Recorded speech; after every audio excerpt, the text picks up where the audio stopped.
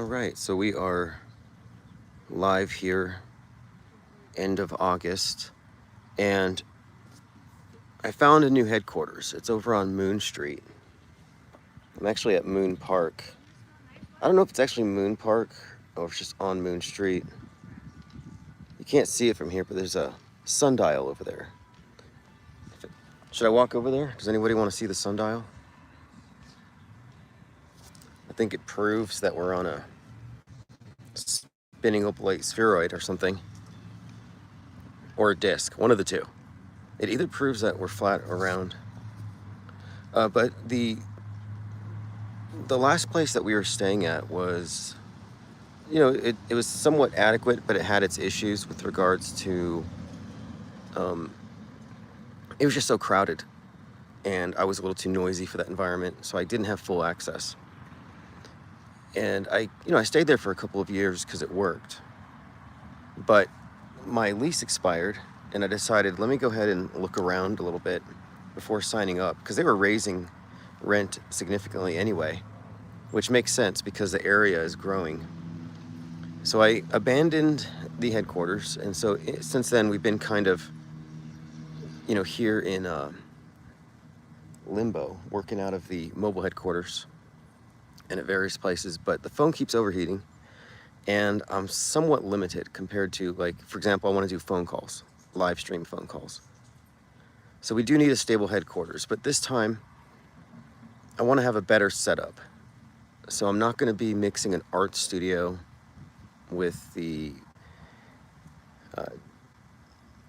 live streaming setup. Like, I don't want to mix the two.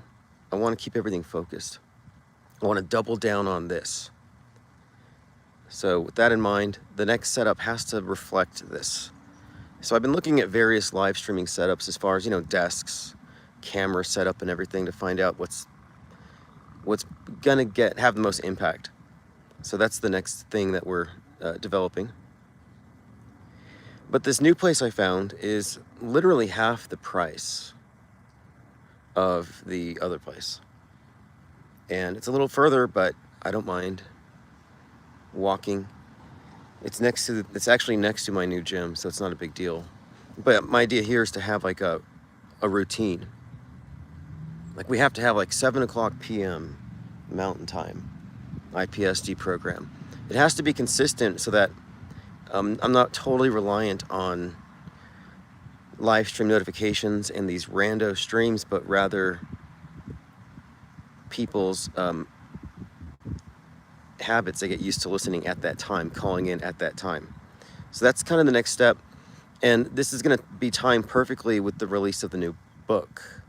So the new book is really going to be a cornerstone of the IPS, because what we have done over the course of the last 7 years or more is we have compiled a collection of ideas, of approaches, of arguments. And this accumulation has, I would say, coalesced into a solid philosophic stance with regard to how we consume media in this day and age, given that our consensus worldview is so augmented by third parties all the time. And if you don't reframe how you assess the world, then you're likely to be drowned in the sea of irrelevance, which I think that's a Neil Postman quote. Neil Postman talking about Huxley. But the point of it is, this is an operating system to replace what previously was simply a belief system. I mean, you can be a Fox believer if you want. Yeah, we're the Moonies now, King Ravana. You can be a CNN believer, but what does that get you? You're basically turned into a foot soldier in the info war. And I'm also categorizing alt media types as similarly not only subjectivists and passive media consumers, but they are believers and foot soldiers in the info war. Like they say, you are the resistance. Yeah, well, what are you the resistance to? So the controlled opposition has maintained almost complete worldview control over all out-of-the-box thinkers, really from the beginning. That's the reason. If you get back to the roots of like the conspiracy movement, red pill, and all this stuff, conspiracies and cover-ups in general, it all really begins with JFK. And I think this is significant because I think what we're looking at is the intentional creation by the state of a controlled opposition and this dialectic of true news and then the subversive, or rather the conspiracy view, which is viewed by the mainstream as subversive. But they always create these I think there's a meta-conspiracy is what I'm describing. And the meta-conspiracy is that conspiracy theories themselves are simply part of the mainstream media ecosystem. And we can prove this. None of them are ever solved. None of the believers ever do anything about it. And all of them are perfectly positioned as dialectical opposites of beliefs on the far left spectrum. King Ravana says, I believe Moonies. I've met a couple Moonies. There's this group of Moonies that were going around door to door selling these really beautiful like dolphin wind chimes. And I talked, because at the time I was really into cults. I was always studying cults. I've been into it for a long time, but you know, I've always liked to dialogue with the people who belong to them. And he explained that he was a missionary, and if he sold enough of these wind chimes, which were very attractive, eventually he'd be rewarded with an arranged marriage. He'd be married within the Mooney cult. Does anybody want to see the sundial?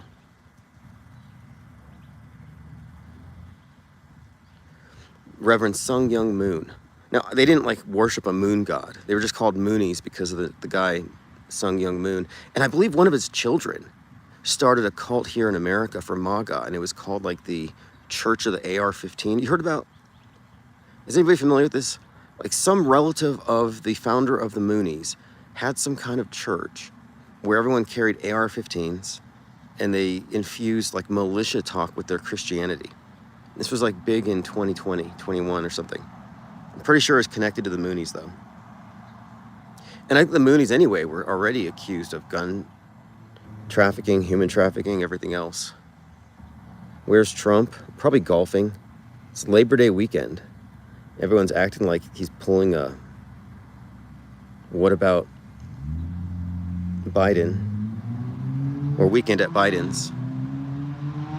Remember that weekend at, weekend at Bernie's, they were always memeing it. Biden's dead, and then they're just propping him up. Well, they're trying to say the same thing with Trump right now because he hasn't been around.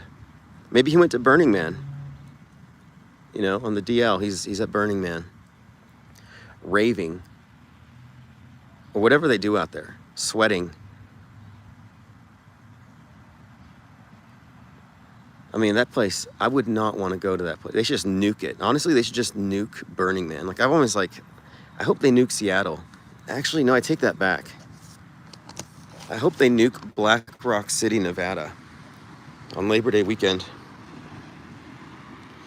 Trump left White House at 2:17 a.m., says Lost Age. Yeah, he mysteriously ran out of the White House with his arms out to the sides. And hey, speaking of which, so the whole thing, if you haven't seen the movie Weapons, these children disappear at 2:17 a.m. and they run out the door with their arms out to the sides. And the way they run is noted as unusual, inconsistent. That's a major plot point. So I watched the movie, and I'm doing my reviews about how much this movie not only predicted, but seems overlapping with so many themes in the Annunciation shooting. So the Annunciation shooting, of course. Yeah, don't forget, someone mentioned Black Rock. Don't forget the NFL building, the Blackstone building where the guy died on the 33rd floor. There's so many connections with Burning Man, Black Rock, and that number 33. So anyway, movie Weapons, and I'm noting all these coincidences. And someone sent this to me. It was someone on Substack. So if you look at the movie poster, it has the children running. And their arms are out to the side, and you see the bottom of the right foot because they're mid-stride. Well, the exact same shot emerged with the Annunciation shooting. There was a mother with her shoes off running towards the school in the exact same posture. You could see the bottom of her right foot. And even the school looked like a house that the children were running to. I mean, there are so many examples of what we would call concurrent programming here. And some people have their heads stuck in the simulation. I'm sorry that they got disconnected from reality, that they lost objectivity, that they fell for mysticism and false explanations designed to hide the fakery. They got locked into the matrix. Look, if you believe you're in a simulation, that's cool, but you're in the matrix. And the rest of us aren't. Like, it's actually fake. It's fake awake. If your conclusion when seeing overlapping themes and even specific detail with movies and fake events is that nothing is real, then I think they subverted your epistemology, because just because the news is fake doesn't mean reality is fake. The TV screen is not a sensory apparatus. And a lot of people start to see this, they start to act like, okay, if everything is glitchy and fake, everything is fake. And like, no. You can still preserve your own mental integrity. You don't have to let the cognitive dissonance totally subvert your mind, but that's what happens. And so people say, well, instead of trying to figure out how there are parallel streams, listen, parallel streams of propaganda, identical messaging, one stream goes into the entertainment, one goes into the news in the form of psyops. This is a consistent and observed pattern. We're talking about empirical research that's ongoing. And one of the things we're going to do in the new headquarters, by the way, I'm making use of AI as best I can. And one of the things I'm going to be doing is taking a look into creating an AI agent to create compelling content for every single one of our AutoHoax wiki articles. As in, let's break down these analyses in a very succinct and entertaining way, so we can build a body of content from the off-world stage perspective. Esteban says, IPS, what's the skinny home skillet? Where's Jake the ass hat? No, it's Jake the awake. No, Jake the awake hole. Set up that bout between me and him so I can ragdoll him for y'all entertainment.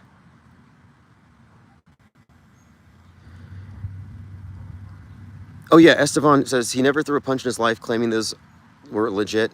Yeah, well, he fell for the psyop for the same reason everyone else did. The reason why people fell for the Psycho Sam psyop is the same reason people used to believe wrestling was real. It's because, to be quite honest, if you suspend disbelief, it looks real if it's executed properly. That's because they're professional. These are professionals at pantomiming, at staging, at faking violence. So you can't just be a believer based on what you see on the screen itself. You have to look at supplementary material and what's in the periphery, what's the surrounding context. You can't rush to judgment. And with that particular event, I didn't know for sure how it was faked. I didn't even have a reason to think it was fake. But then I saw every news article said 23 punches to the face, teeth flying everywhere, blood splattering everywhere. I'm like, okay, let me look at this closely, because I slowed it down. And those 23 punches to the face that so-called journalists reported on amounted to less than 11, 12. Like maybe we'll say 15 even. I mean, if he's missing almost 50% of his shots, something's wrong. And people are saying it's because he was so mad. It's because he had no self-control. No, I don't think so. Because you don't miss stationary unconscious targets 5 inches from your fist, unless you want to. He wasn't punching straight down. He was swinging his arms in a wild arc, and it was arcing up as his fist contacted what looked to be the beard. But it only looks real if you assume that Psycho Stu was knocked unconscious by the body slam. If he was knocked unconscious by the body slam, then yeah, the punches were real.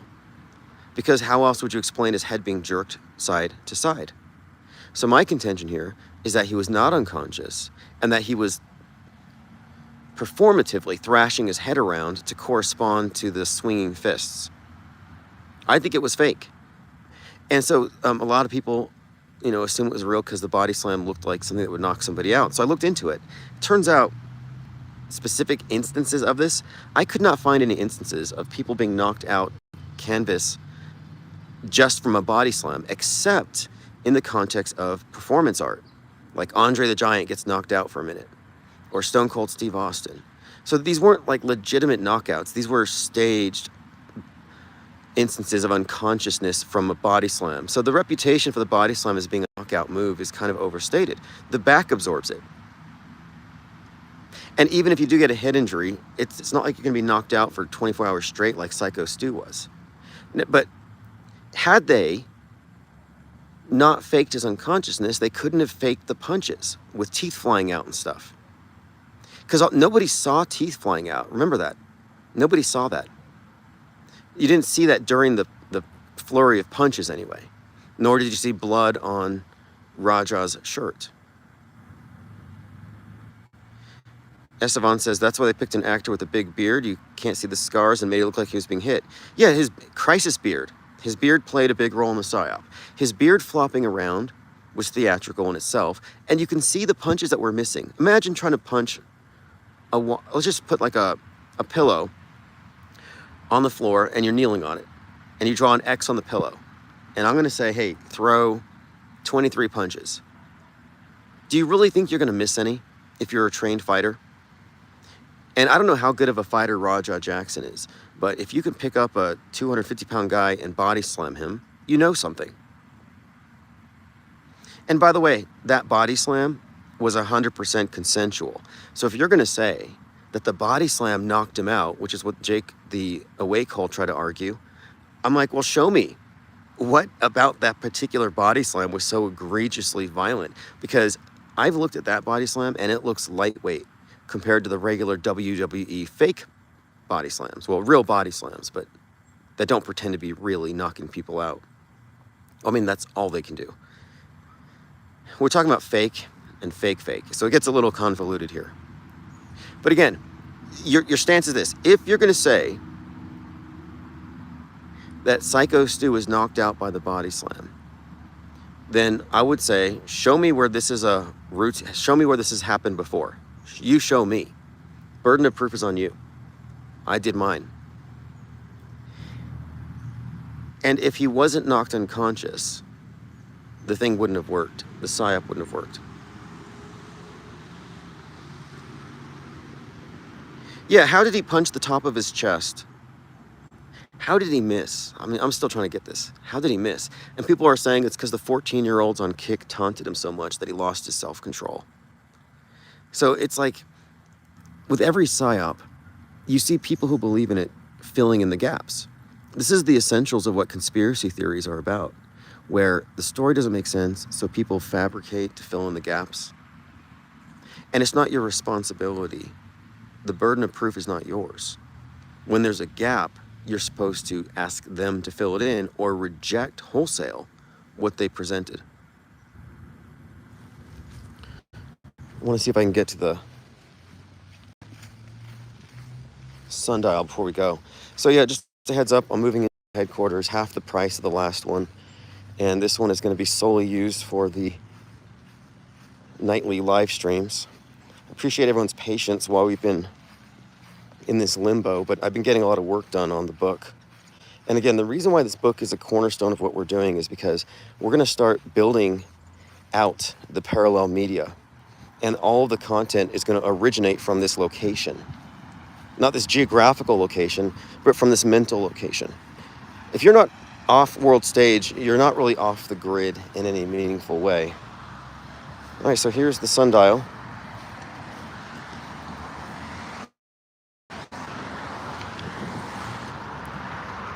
Bird of Time, 2009.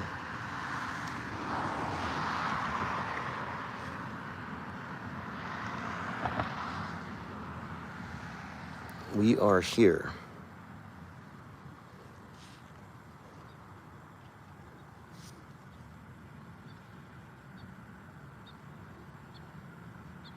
It was a poem, Bird of Time.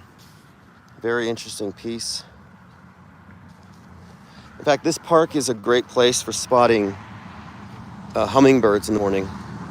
Like literally hundreds of them, like sword fighting, a couple feet off the ground. So this new place is on Moon Street. So I'm calling it the IPS MoonBase.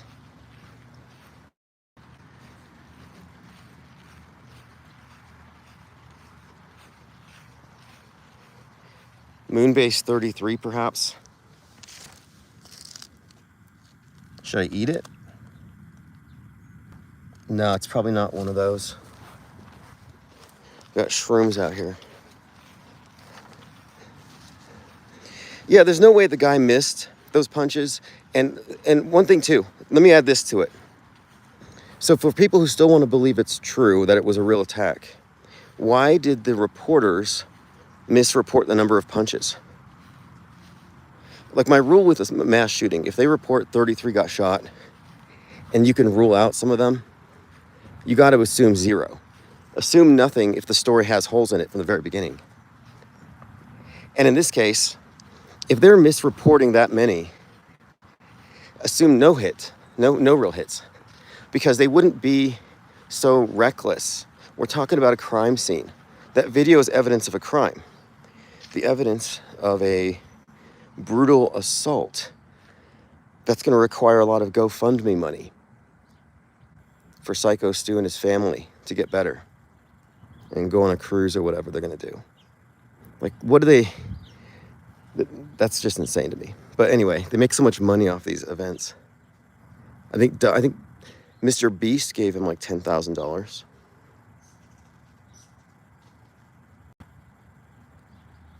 And also, when we talk about the surrounding circumstances with these events, this one also incited a bunch of PSYOP-friendly race war rhetoric all over X. So that's an important aspect to it. But let's say this was a crime scene. Why would the news media exaggerate we have no evidence of any of it. And why would they exaggerate the number of hits? I mean, isn't that something? So he's being accused of beating this guy, and they're going along with in the face 23 times, brutally, when maybe he hit him 11 times and half of those solid, if you believe they were real hits. So again, it fell apart. Ollie Goering says their messaging misaligned. I think the PSYOP was a dud. Well, I think the PSYOP was successful in the sense that it got a lot of people to question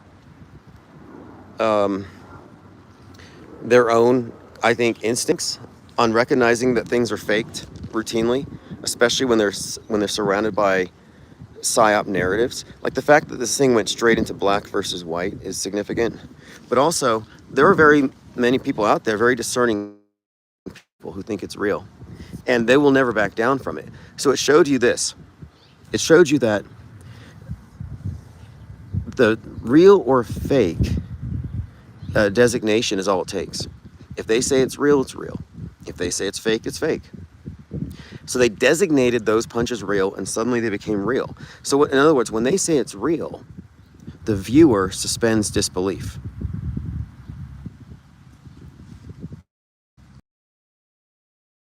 Let's see here. There was Ryan Garcia went on, Sean Strickland. I posted my video showing the real count on the hits. I posted it on Sean Strickland's video. He's one of these MMA fighters, but also a right-wing mouthpiece. And wow, I got flooded with so much vitriol and hate. I was called a retread. I mean, sort of an anagram. I don't want to use the word, it's rude, but I mean, I was called so many names. And it doesn't hurt my feelings, actually. It makes me feel good. I laugh. Like when people, like one person said, take your lithium meth head. Like that actually cheers me up. It's not that I'm a masochist, but I think it's funny that these people are so triggered when you say something that's just simply true. Or you dispute what the mob says. They act like they have power because they're part of a consensus. And I think it's funny that they get so triggered. Because if they weren't threatened, they wouldn't respond that way. Well, the reason I don't say it is because it's punching down. I think because it inadvertently offends people that you may not intend to offend. And that's one of the things I consider. When I insult somebody, I want to make it personal. You don't want to use a blanket insult that might offend a bunch of people that don't deserve it. And the bigger the number of people listening, the more likely somebody knows somebody who's going to fit that particular box. So you have to be a little discerning these days. Now, when it comes to words like kill, death, shooter, content creators who are trying to make a living off of YouTube have to use words that prevent them from being screened out. So if you use a word like shooting or killed, supposedly the algorithm's going to de-emphasize you. I don't know if that's true. Like, what about bands, musicians, like death metal bands, where every song is simply about death, killing, mass murder, etc. I don't know. It almost sounds like virtue signaling. I think that's why people hate it. Like unalived, like what the hell?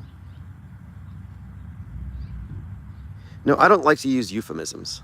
Here, like I called it earlier, there's a bunch of hummingbirds showing up. I'll see how close I can get to this one. You can get a good look at this.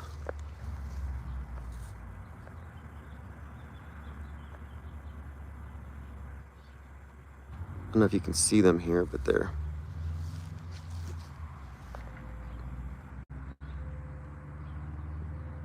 it is. But yeah, I come here sometimes in the mornings. I pass by and there'll be hundreds of these things.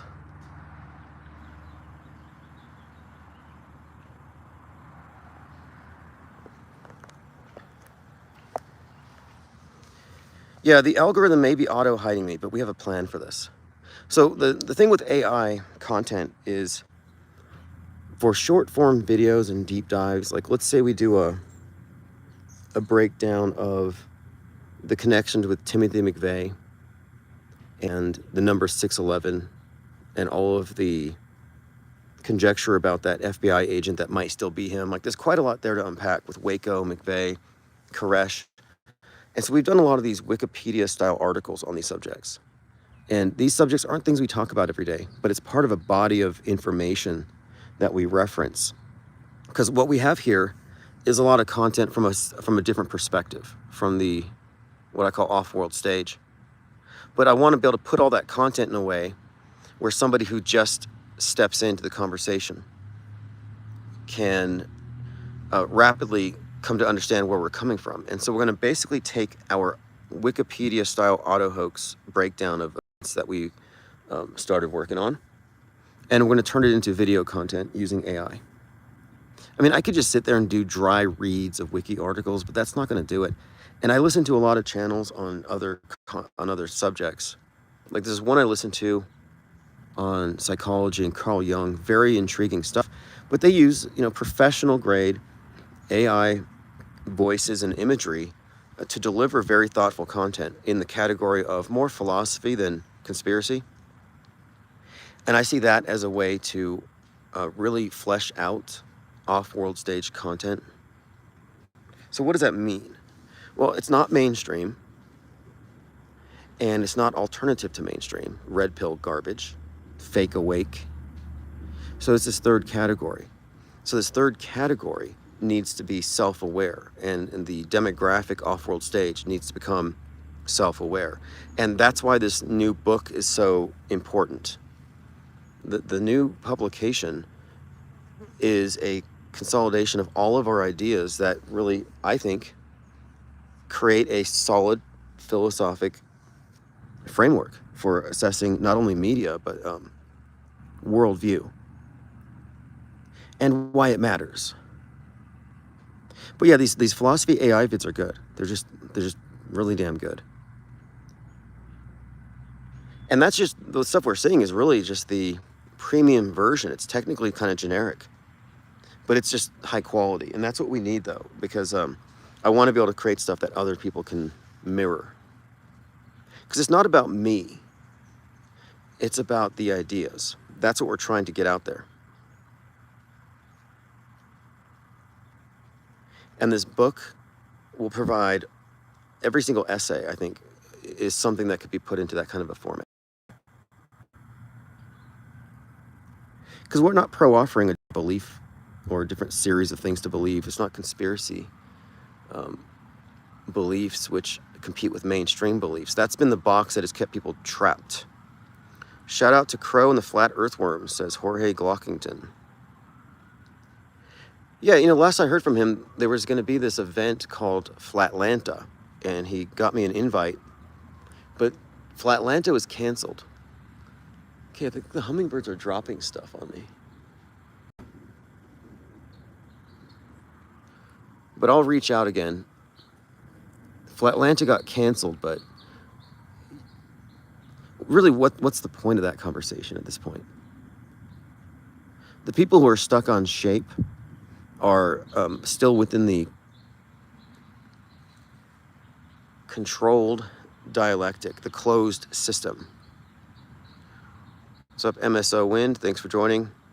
All right, so I was just letting everyone know we're closing in on a new headquarters, the IPS MoonBase. Today's Labor Day, otherwise I'd be there right now, instead of recording hummingbirds and bugs. But tomorrow, I'm going to try to jump in. Esteban says the most ghetto-infested city in the world, in the USA. What place is that? Are you talking about Albuquerque? Or no, Atlanta. Atlanta. Yeah. I'd like to see the Cop City. Have they started building that yet?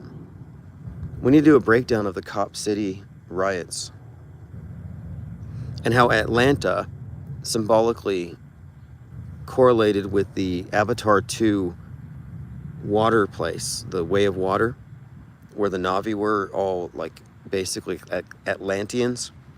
There's a fascinating connection between the Cop City riots and the theme and the story of Avatar 2. And my contention is concurrent programming. Quite a lot there. I mean, these are all things that we've done deep dives into, and that's why it's so important, I think, to get this AI project moving, because there's a good 30-minute documentary that we could attach to every single PSYOP out there. Yeah, James Cameron is someone I would call a meta-scripter. And look, the #1 highest grossing film of all time is the Titanic. Any director in front of a piece of that significance has to be looked at in this context, because they're part of the worldview shaping mechanism. And his movie Terminator 2 and Titanic both had correlations with 9/11. There's some fascinating connections between the LA riots and Terminator 2 worth exploring. And then to Avatar 2, which I would say is the new Blue Marble, and all of his NASA connections. But I think he is one of the more significant meta-scripters. JC, James Cameron, a lot of code in the names, like camera on, JC. Okay, pop quiz.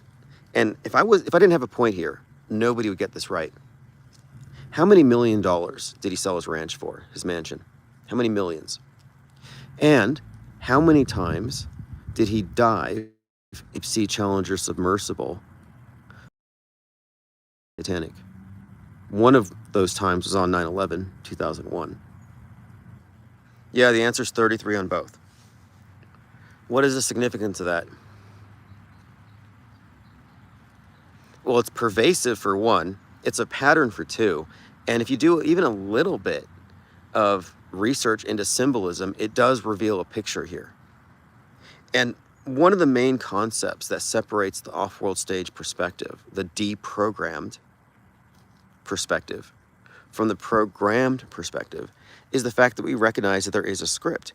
Every truther out there says, oh, it's fake, it's scripted. But they don't go further. Well, who's writing the script? And is this an isolated script, like an isolated drill? No, because every one of these takes place in the broader ecosystem. So in other words, every PSYOP is a tree in a forest of misinformation. And truthers will frequently not notice the forest that everything is fake. And when I say everything is fake, I don't mean like everything's fake, but I mean that every psyop is a theatrical production. There's plenty of real news in the world, but the psyops are just propaganda events. But these propaganda events have a great deal of pull. In fact, they form the center of the major narratives of the day. And if you look at the cumulative effect, and this is where the program comes in, what is the cumulative effect of decades of fake news or fake news-driven news cycles? Our entire history is skewed and it's warped. And if you look at the warping of it, you see that it's from a singular source. It's monolithic. It's not contested by any faction or government. It's uniform. So what does this ultimately mean? Well, fake history means false worldview. But more importantly, it means that there's a writer, an authorship. And the word script doesn't do it justice because it's so integrated. I refer to it as the meta script. And once you see the meta script, you can see the worldview it creates. It's like the Truman Show. So now you recognize, okay, there's a worldview independent from the actual world. And we all internalize it. This is kind of normal.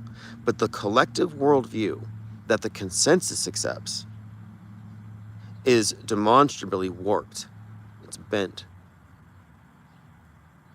And by noticing the distinction, you can step outside of its presuppositions. You will no longer be susceptible to its manipulations, to the psyops. You no longer become emotionally entangled to fake events. So you lose your ability to coldly parse the facts dispassionately. So you step outside of that worldview, you're not responsive to it, but you're not outside of the fact that the multitudes still live in it. So it's like stepping outside of a religion. When you step outside of a religious cult, you're no longer programmed, you're deprogrammed. The mainstream media church is inherently a religious paradigm. And if you haven't recognized this yet, and you haven't stepped outside of it, you are in fact programmed. And so the POV, the point of view of the off-world stage, is the view that takes into account not only the false paradigm, but the mechanisms of fakery, the psyops, the how, the meta-scripters, the structure of the script. So we're taking a more holistic view of media itself, looking at the parallel streams that cause a permanent, and this is all planned, an engineered synchronization between entertainment and news. That's why we're looking at a movie like Weapons. And it's not just us. Everyone's like, why is this movie so perfectly reflected in the shooting that just happened? Complete with the witch with the red hair, taking the children out, the numbers, the movie posters matching the shots from the actual event. I mean, it goes on and on. Another point too, because these aren't cherry-picked facets. These are the defining characteristics of these events. So if you watch the Annunciation School PSYOP, it was told by children. You had little children reading the scripts. And I'm like, that's terrible anyway, for a lot of reasons, but set that to the side. You heard the story from the mouths of children. So if you go watch Weapons, which has an overt reference to the assault rifle ban in the number 217, if you watch the movie Weapons, it's narrated by a child. I mean, think about that. Narrated by a child, just like the shooting. So this is not a one-off thing. And then this is where the simulation people go nuts. They say, oh, these connections mean that reality is a video game. Hold on there, Super Mario. It means that your media is totally controlled. And the default explanation of nothing is real nullifies you as an observer. It means they've shattered cognition. You can fix that, though. Yeah, why is the movie even called Weapons? Exactly. Why would the movie even be called Weapons? Now, I think there's a subtext here. The main character name is Alex Lilly. I'm pretty sure it's based on Adam Lanza. And I think they're just trying to explain the phenomenon of school shootings through the lens of children who can understand something like a witch more than they can understand a trans-Nazi, anti-Semitic, racist, self-hating, everybody-hating, misanthropic school shooter killing people for no reason. Like, none of it makes sense. So it's obviously a school shooting allegory. They even had a big AR-15 over a house with a 217 on it. But my point of it is the impact of the shooting, of the event, the impact of it, I think is intensified by the movies, by the media we consume, by the ideas they're already putting out there. It's all what I call psyop reinforcement. And if this was not a standard operating procedure and predictable, then maybe the simulation people might have a point, because it's too many coincidences to be mere coincidence. But no, what we have observed here is that it's systemic. It's what I would even call entrained. They have entrained entertainment with, when I say they, there is a centralized control over worldview, and that's not even up for dispute or debate. If it weren't so, there wouldn't be unanimous, ubiquitous agreement over all of the major psyops that we've experienced, from moon landings to pandemics to all of the agreement, the consensus agreement about pretty much everything. You know, like religions compete, worldview warfare. You know, we've got the right story, we've got the backstory, we've got the big truth here. But there's no competition over the worldview, the world stage, other than opinions and who controls the stage. But the existence of the stage is never questioned. And that's the point of using the term metascript and reusing the term world stage from this perspective. Because if nobody's talking about worldview for a reason, they want us ignorant of worldview for a reason. They don't want you to know that you're in a giant, highly controlled paradigm. And they're very good at hiding it. There's enough reality for it to be easy. And I think with generative AI, people are only going to fall deeper into the mix. And so my final point is this. As the ability to fake things improves, the ability to discern real from fake is going to evaporate. If you're solely relying upon visual deconstruction, you will no longer be able to look at a news story and say, hey, that looks fake. You'll need to have a bigger understanding of psychological operations and reportage and how we arrive at what we can claim to know. And you will not be, like, you should be able to decode a psyop blindfolded, to be honest. You shouldn't be able to just say, like, because it's a false claim to expertise when you say, I looked at that event and it looked fake. Well, that's still a subjective opinion, unless you can substantiate it. Like, oh, those punches looked fake. Okay, look, I won't even say that. I give him credit, it looked real. If it didn't look real, it wouldn't have fooled 99.9% of the people. So I'm not saying it looked fake with some false sense of expertise, like I can see through it. No, because it's not an appeal to my authority. I'm saying it's fake because I counted it and there was a major conflict with all the reportage. Major conflict, major discrepancy. And then, looking deeper, I found more reasons to think it was fake, including the way the event was treated in social media and who promoted it and the narratives attached. So it's a more holistic breakdown of events that requires skepticism and more information, not purely looking at something and calling it fake, because that's low information disbelief, which is as much of a sin as low information belief.